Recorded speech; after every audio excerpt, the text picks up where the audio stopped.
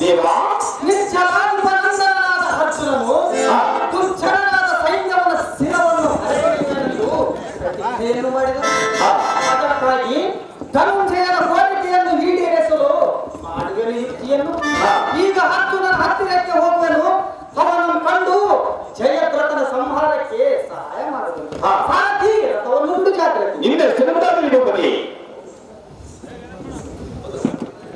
ಅರವಿಂದ್ರ ನೇತ್ರನಾದ ನಾರಾಯಣ ನಿಮ್ಮ ಪಾದಪದ್ಮಗಳಿಗೆ ಸದಾ ನಿನ್ನಗೆ ಜಯವಾಗಲಿ ಮೇಲಕ್ಕೆ ಹೇಳಪ್ಪ.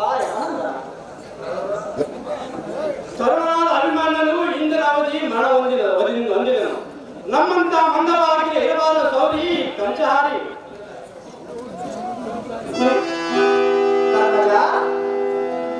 ಹೇಳಿದನ್ನು ಕೇಳು. ಅದೇನು ಚೆನ್ನಾಗಿ ಹೇಳು.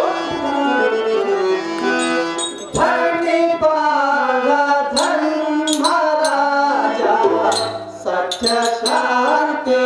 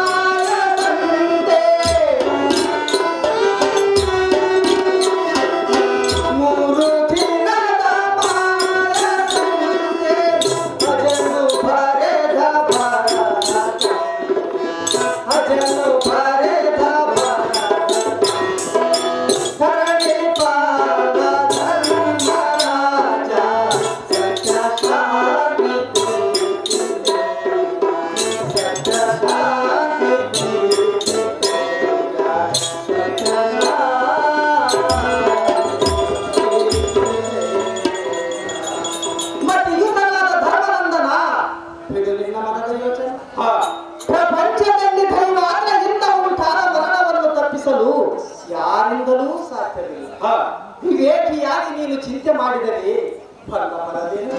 ಧರ್ಮನಂದನ ಪರಮಾತ್ಮ ಮಗನಿಂದಲೇ ದುಃಖ, ಮಗನಿಗೋಸ್ಕರ ಜನರು ಮಾಡುವರು ಮಗನಿಗೋಸ್ಕರ ಬಡವರ ಬಾಯ್ಬೆಳೆದು ಧನವಂತರು ಗಳಿಸುವರು ದುಃಖ. ದೈವ ದೀನದಿಂದ ಮಗನು ಮಡಿದು ಹೋದರೆ ಜನರು ಮಾಡುವರು ನಿನ್ನಂತೆ ನಡೆದುತ್ತ. ಧರ್ಮನಂದನ ಪರಮಾತ್ಮ ಪ್ರಥಮದಲ್ಲಿ ಮಗನು ಹುಟ್ಟಲಿಲ್ಲವೆಂಬ ಚಿಂತೆ, ತದನಂತರ ಪ್ರಸವ ಸುಖವಾಗಿ ಆಗಬೇಕೆಂಬುದೇ ಎರಡನೇ ಚಿಂತೆ.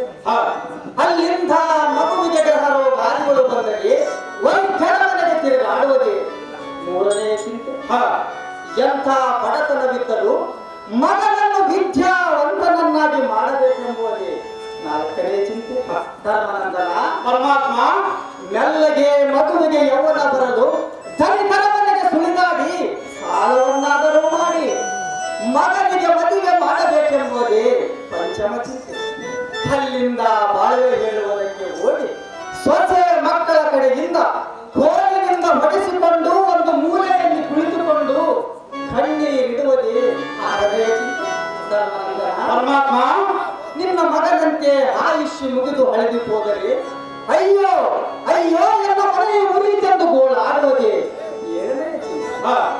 ಧರ್ಮರಂಜನ ಪರಮಾತ್ಮ ಮನುಷ್ಯನು ತನ್ನ ನಿಜವನ್ನು ತಾನು ತಿಳಿದುಕೊಂಡರೆ ಜನನಿ ಜನಕ, ಪತ್ನಿ ಪುತ್ರ, ಬಂಧು ಬಳಗ, ಸಂತೆಗೆಲ್ಲಾರೂ ಕೂಡಿ ಸಂತೆಗೆಲ್ಲ ಕೈ ಬಿಟ್ಟು ಹೋದ ಫಲಕ್ಕೆ ಚಿಂತಿಸಿ ಮಾಡುವುದೇ. ಧರ್ಮನಂದನ ಬಿಡಿ ಬಿಡಿ ನಿನ್ನ ಮನದ ಯೋಚನೆ.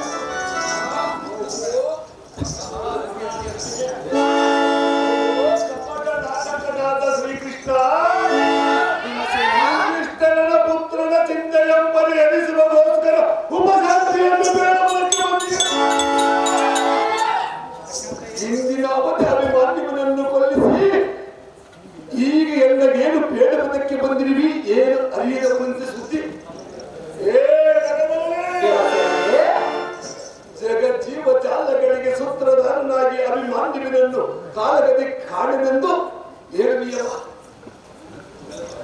ಮಾಯಾಕಾರದ ಗುಣವಲ್ಲ ಎನ್ನು ಬಲ್ಲೆನು ನಿನ್ನ ತಾಯಿಯನ್ನು ಕೊಂದ ಮಾಯಾಕಾರನಲ್ಲವೇ ಸೋದರ ಅರಿಯದಾದ ಅಭಿಮಾನ್ಯವನ್ನು ಉಳಿಸುವೆಯೇನೋ ಮುರಾರಿ ವೈಕುಂಠಕ್ಕೆ ನೋಡಿ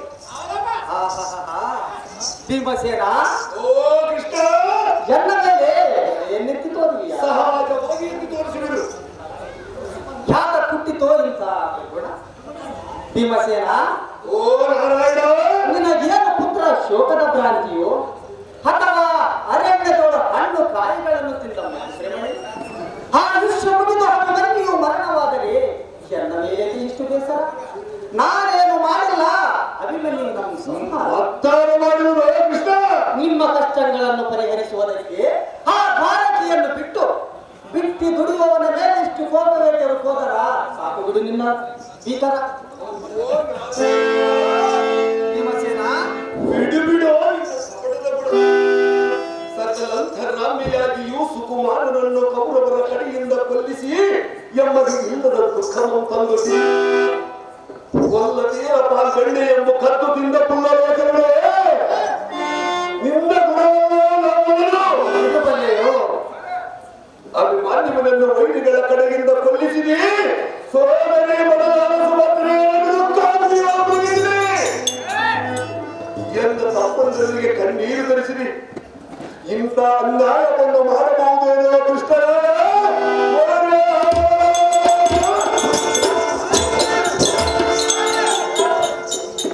ಎಲ್ಲರಲ್ಲಿ ಮಾಡಿದಂದರಿಂದ ಕಪಟದ ಗುರುವಿಯನ್ನೆಲ್ಲ ತೋರುವಂದರೆ ನಿನ್ನ ಕಾರ್ಯಕಾಪುರವನ್ನು ನಿನ್ನ ಆಗ್ರದ ಬಲರಾಮ ಮೊದಲಾದ ಯಾದವ ಸೈನ್ಯವನ್ನು ಚೀನ ಸಮುದ್ರಕ್ಕೆ ಒತ್ತಾಯ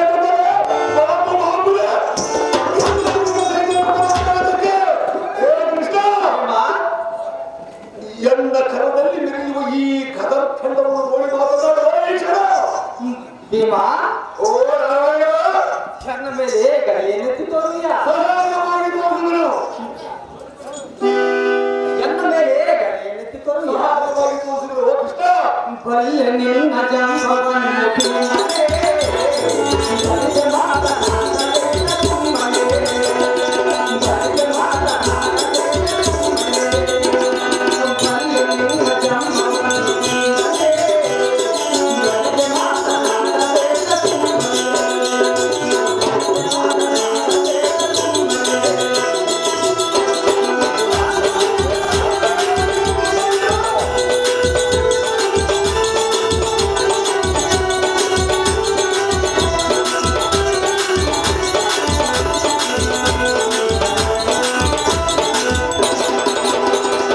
ನಿನ್ನ ದಿನ ಸೈದೆ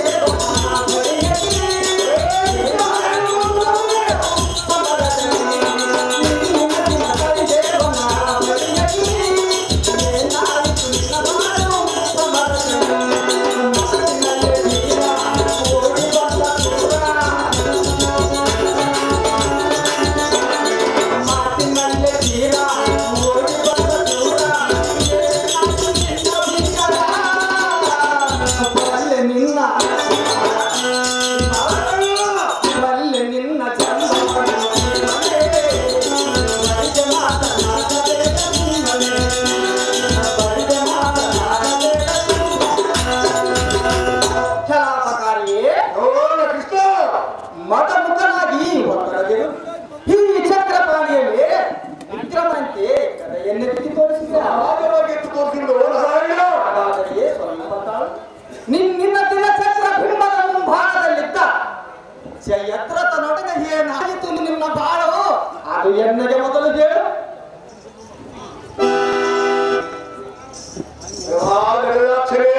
ಕೀಚಕಾಂತಕರೇ, ನೀನಾವ ದೃಢ ಕ್ರಮನು ಹೋಗಿ ಕಾಲ ಯಮನನ್ನು ಕೊಲ್ಲಿಸಿದೆ ಕದರ ನಮ್ಮ ಮಾಡಿದ್ರೆ ಮಧುಕುಟೆಯನ್ನು ಹೊಡೆದು ಕೊಲ್ಲಿಸಿದೆ ಉತ್ತಪ್ಪಲರಾದ ರಕ್ಕಸರ ಬೆಟ್ಟಗೆ ನಿದ್ರೆಯನ್ನು ತೊರೆದು